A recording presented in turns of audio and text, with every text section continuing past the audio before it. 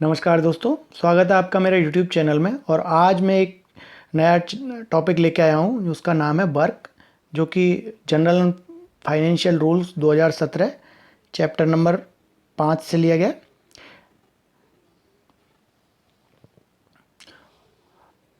Original work किसे कहते हैं? Original work means all new constructions, site preparation, additions and alteration to existing works, special repair to newly purchased और previously abandoned building or structures, including remodeling or replacement. Minor work means works which add capital value to existing assets but do not create new assets. Minor work में जो हमारी assets है उसकी capital value बढ़ती है, कोई नई assets create नहीं होती है। Repair work means work undertaking to maintain building and fixtures. Work will also include service or goods incidental or consequential to the original or repair work. Repairing can be classified further as annual repair and special repairs. जो assets है उसको maintenance की ज़रूरत पड़ती है, और maintenance का जो वर्क होता है वो रिपेयर वर्क कहलाता है, जिसमें कि बिल्डिंग या फिक्चर्स जो हमारी हैं उनको मेंटेनेंस किया जाता है।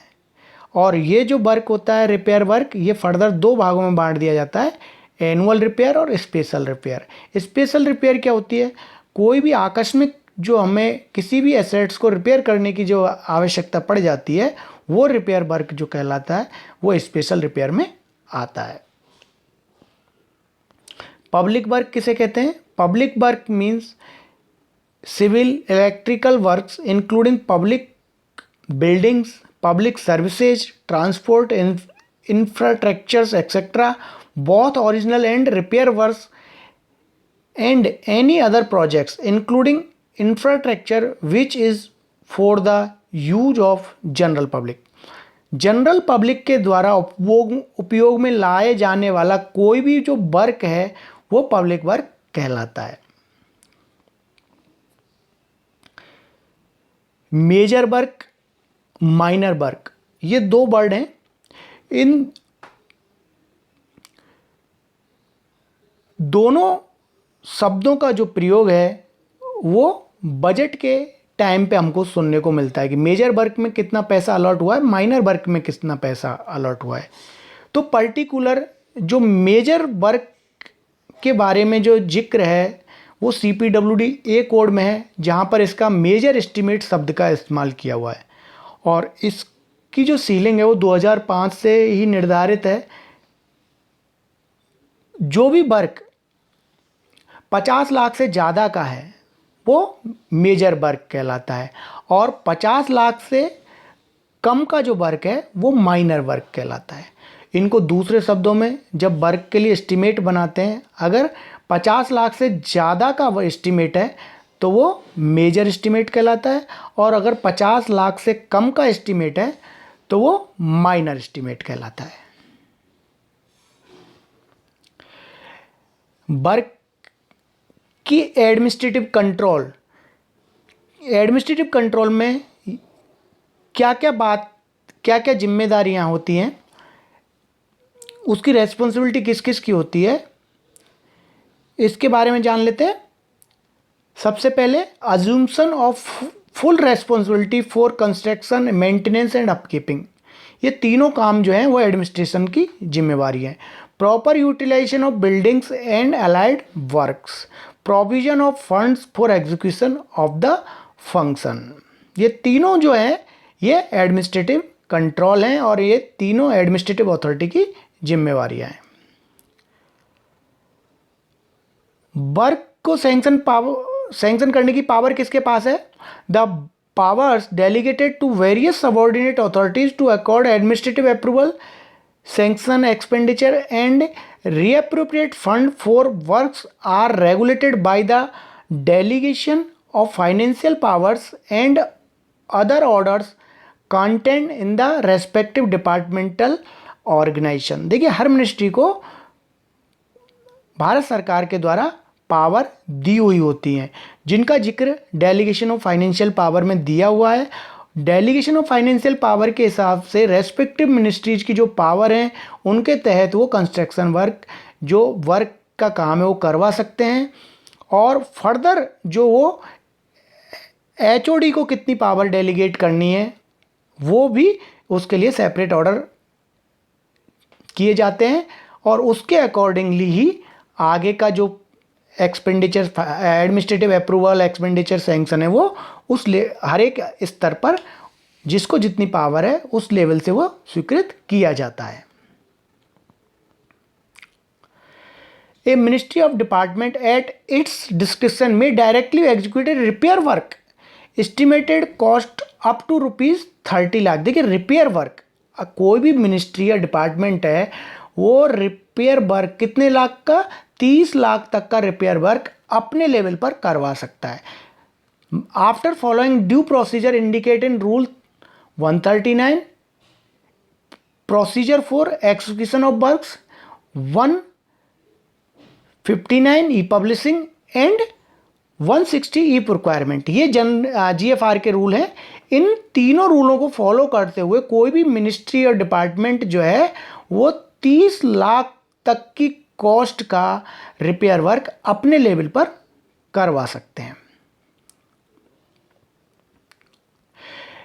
ए मिनिस्ट्री और डिपार्टमेंट में eight its description assign repair work estimated to cost above ₹30 lakhs and original or minor works of any value to any public works organization PWO such as CPWD, state PWD, other central government organization authorized to carry out civil or electrical works such as MES, BRO, etc. or ministry departments, construction wings of ministries of railway, defense, environment and forest, information and broadcasting and departments of post and space etc. Repair work तो कोई भी ministry अपने level पर 30 लाख तक का repair work करवा सकते हैं, लेकिन 30 लाख से अगर ज़्यादा का है या कोई भी ओरिजिनल और माइनर वर्क है तो वो कोई भी मिनिस्ट्री ऑफ डिपार्टमेंट जो है वो किसी ऑथराइज एजेंसी से ही करवाएगा। ठीक है, जैसे MES है, BRO है, रेलवे है, डिपार्टमेंट ऑफ पोस्ट, इनके कोई जो ऑथराइज एजेंसियां हैं उन वही इस कार्य का निष्पादन करेंगी। जनरल रूल्स के बारे में जान लेते हैं। कोई भी काम कब तक शुरू नहीं होगा या कोई भी लायबिलिटी तब तक नहीं पैदा की जाएगी जब तक कि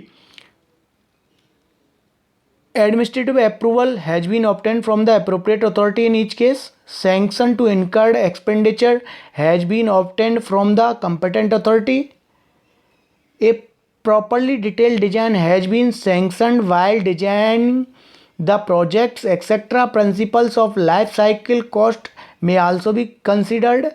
Estimate containing the detailed specification and quantities of various items have been prepared on the basis of the schedules of rates maintained by CPWD or other public works organization, and sanctioned fund to cover the charges during the year have been provided by the competent authority. Tender invite and processed in accordance with the rule, a work order issued. ये सारी बातें जब तक नहीं हो जाती तब तक कोई भी वर्क जो है वो स्टार्ट नहीं हो सकता। कौन कौन सी बातें हैं, एक बार दोबारा वापस चलते हैं।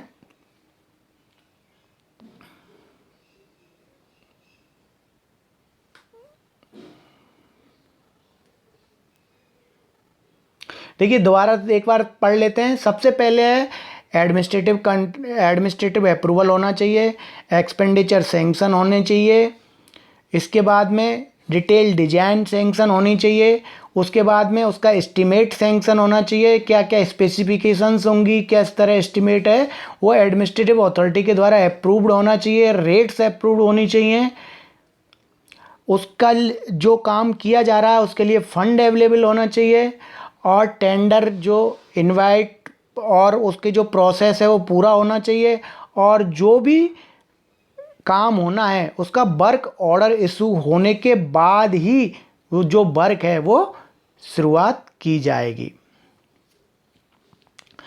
The broad procedure to be followed by a ministry और department for execution of work under its own arrangement shall be as under. The detailed procedure relating to expenditure on such work shall be prescribed by the departmental organization framed in consultation with the accounts officer, generally based on the procedures and the principles underlying the financial and accounting rules prescribed for similar works carried out by the Central Public Works Department. Preparation of detailed design and estimates shall precede any sanction for work. No work shall be undertaken before issue of administrative approval and execution sanction by the competent authority on the basis of a estimated framed. Open tender will be called for work costing rupees 5 lakhs to 30 lakhs. Limited tender will be called for work costing less than rupees 5 lakhs. Execution of contract agreement or award of work should be done before commencement of the work. Execution of the work in the format given below. I, executive officer of name of work, am personally satisfied that the work have been executed as per the specification laid down in the contract agreement and the workmanship is up to the standards followed in the industries. जो भी executing officer है वो ये certificate work जब complete हो जाएगा तो जारी करेगा कि उसके वो पूरी तरह इस जो काम हुआ है उसे सेटिस्फाई है, ठीक है, और एक स्टैंडर्ड वर्क हुआ है और एग्रीमेंट के हिसाब से ये पूरा काम किया गया है।